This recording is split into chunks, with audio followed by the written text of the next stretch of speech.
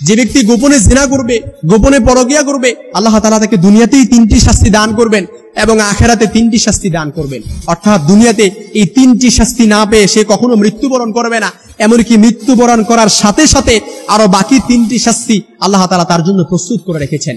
যে ব্যক্তি গোপনে পরকিয়া করবে, অন্য নারীর সাথে আসক্ত হবে, অন্য নারীর সাথে জেনা করবে, অন্য পুরুষের সাথে আসক্ত হবে, অন্য পুরুষের সাথে জেনা করবে, মনে রাখবেন এই যে পরকিয়া নামক যে ভাইরাসটা আজকাল সমাজের রন্ধ্রে রন্ধ্রে পৌঁছে গেছে। বাইহাকী শরীফের বর্ণনায় আল্লাহ রাসূল সাল্লাল্লাহু আলাইহি সাল্লাম চমৎকার ভাবে হাদিস বলেছেন, 564 নম্বর হাদিসে এসেছে, যে ব্যক্তি গোপনে জেনা করবে তার জন্য প্রথম যে শাস্তিটি আল্লাহ তাআলা দান করবে, অর্থাৎ 4 দিক থেকে তার দারিদ্রতা তাকে গ্রাস করবে। অর্থাৎ সে অনেক টাকা ইনকাম করবে, মাস শেষে দেখা যাবে সে স্যালারি পাচ্ছে অনেক টাকা, কিন্তু তার দারিদ্রতা কখনো তাকে পিছু ছাড়বে না। অর্থাৎ কোনো দিক থেকে তার বরকত আসবে না, সব দিক দিয়ে বরকত আল্লাহ তাআলা উঠিয়ে নেবেন, সব দিক থেকে বরকত। অনেক টাকা ইনকাম করবেন কিন্তু দারিদ্রতা 4 দিক থেকে গ্রাস করবে। 2 নাম্বার যে শাস্তিটা আল্লাহ তাআলা তাকে দান করবে সেটা হচ্ছে তার রিজিকে বরকত তো কমিয়ে দেওয়া হবে, সেটা হচ্ছে তার হায়াতেও বরকত কমিয়ে দেওয়া হবে। অর্থাৎ হায়াত যেটা নির্ধারণ করা হয়েছিল সে হায়াত, তার বরকত, হায়াত থেকে বরকত উঠিয়ে নেওয়া হবে। সে সময়ের বরকত পাবে না, রিজিকের বরকত সে পাবেই না, সময়ের বরকত পাবে না, তার হায়াত কমিয়ে দেওয়া হবে, আয়ুষ্কাল কমিয়ে দেওয়া হবে। 3 নাম্বার যে শাস্তিটা, যে ব্যক্তি গোপনে পরকিয়া করবে, গোপনে জেনা করবে, অন্য নারীর সাথে আসক্ত হবে, অন্য পুরুষের সাথে আসক্ত হবে, 3 নাম্বার যে শাস্তিটা আল্লাহ তাআলা দান করবে সেটা হচ্ছে অর্থাৎ তার চেহারার উজ্জ্বলতা নষ্ট হয়ে যাবে। যে চেহারা উজ্জ্বলতা ছিল, মানুষ তাকে দেখলে যে মায়াবী একটা চেহারা কাজ করতো, মায়াবী একটা ভালো লাগা কাজ করতো, ভালোবাসা কাজ করতো, সব মানুষের অন্তর থেকে ভালো লাগা, ভালোবাসা উঠিয়ে দেওয়া হবে। আপনি দেখবেন, আপনি জানেন আপনি গোপনে জেনা করছেন কিনা, কিন্তু আপনি দেখেন যে আপনার ভেতরে এই 3টা আলামত আল্লাহ তাআলা দুনিয়াতেই দেয় কিনা। অবশ্যই 3টি শাস্তি আপনাকে দান করবে। অর্থাৎ আপনার রিজিকের বরকত উঠিয়ে নেওয়া হবে, আপনার হায়াতের বরকত উঠিয়ে নেওয়া হবে, আপনার চেহারার উজ্জ্বলতা নষ্ট হয়ে যাবে। অনেক মানুষ দেখবে কিন্তু আপনার চেহারার প্রতি কোনো মায়াবী ভালোবাসা, ভালো লাগা কাজ করবে না। আপনার চেহারা অর্থাৎ আপনার ভেতর থেকে অন্য মানুষের ভেতর থেকে আপনার প্রতি যে ভালোবাসা, শ্রদ্ধাবোধ ছিল, এটা উঠিয়ে নেওয়া হবে। মুসলিম শরীফের বর্ণনায় আরেকটি হাদিস এসেছে, আল্লাহ রাসূল সাল্লাল্লাহু আলাইহি সাল্লাম বলেছেন, কখনো দেখা যায় দেবরের সাথে জমে ওঠে পরকিয়া। অর্থাৎ বেশিরভাগ ভাবিরা দেখা যায় দেবরের সাথে পরকিয়া করে। হয়তো আপনাদের সমাজের কথা বলছি না, আমি হয়তো অন্যান্য পারিপার্শ্বিক বিষয়গুলো বিবেচনা করে আমি বলছি। ইসলাম দেবরের সাথে দেখা সাক্ষাৎ করার লাগামকেও টেনে ধরেছে। হযরত উকবা ইবনে আমির রাদিয়াল্লাহু তাআলা থেকে বর্ণিত, রাসূলুল্লাহ সাল্লাল্লাহু আলাইহি সাল্লাম বলেন, সাবধান, তোমরা নির্জনে নারীদের কাছেও যেও না। এক আনসার সাহাবী বললেন, ইয়া রাসূলুল্লাহ, দেবর সম্পর্কে আপনার নির্দেশ কি? রাসূল সাল্লাল্লাহু আলাইহি সাল্লাম বললেন, দেবর তো মৃত্যুর সমতুল্য। মুসলিম শরীফের বর্ণনায় হাদিসটি এসেছে।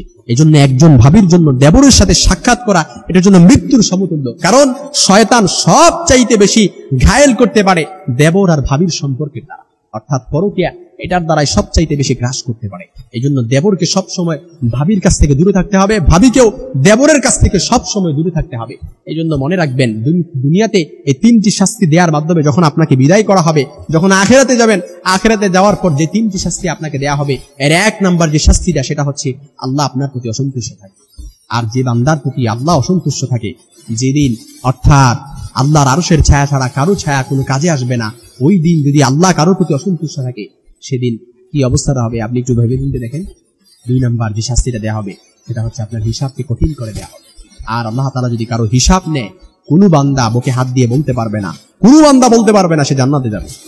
কারণ আমরা না চাইতে আমাদের আমল নামে অনেক গুণ আমরা করে ফেলি। আপনি একটু আপনার আমল নামা, আপনি জানেন আপনার আমল নামার খোঁজ খবর, আপনি দেখেন যে জাহান্নাম ছাড়া আর কোনো কিছু আশা করতে পারেন কিনা। আমি আমার আমল নামার যদি দিকে তাকাই, আমি তো নিজে বলতে পারি যে জাহান্নাম ছাড়া আমি কোনো কিছু আশা করতে পারি না। কারণ আমার মতো পাপিষ্ঠ আল্লাহর আসমানের নিচে জমিনের পরে আমি বলতে পারি যে আর কেউ নাই। এই জন্য মনে রাখবেন প্রিয় ভাই আমার, যে বান্দার প্রতি আল্লাহ হিসাব কঠিন করবে, পুল সিরাতের পুল পাড়ি দিয়ে জান্নাতে যাবে, তো দূরের কথা, এটা কল্পনাও করা যাবে না। 3 নাম্বার যে শাস্তিটা আখিরাতে দেয়া হবে সেটা হচ্ছে, অর্থাৎ 3 নাম্বার যে শাস্তিটা দেয়া হবে তার জন্য জাহান্নামকে অবধারিত করে দিবেন। অর্থাৎ জাহান্নামের শাস্তি তার জন্য প্রস্তুত করা হবে। যে ব্যক্তি গোপনে জেনা করবে, গোপনে পরকিয়া করবে, একজন গোপনে পরকিয়া এবং গোপনে জেনাকারীর জন্য আল্লাহ তাআলা এই শাস্তিটি অবশ্যই লিপিবদ্ধ করে রেখেছেন, প্রস্তুত করে রেখেছেন।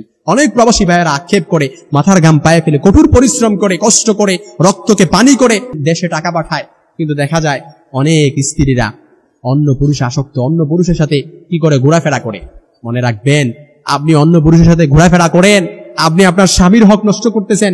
এই জন্য আল্লাহর আসামির কাঠগড়া in the day of judgement, কিয়ামতের ময়দানে অবশ্যই আপনাকে আল্লাহর কাছে জবাবদিহি করতে হবে। আবার যে সকল পুরুষরা স্বামী স্ত্রীর হক নষ্ট করে, আপনি মেসেঞ্জারে, ফেসবুকে কিংবা সরাসরি ভাবে আপনি আপনার স্ত্রীর হক নষ্ট করছেন, ইটিস পিটিস করছেন, আপনাকে আল্লাহর আসামির কাঠগড়ায় জবাবদিহি অবশ্যই করতে হবে।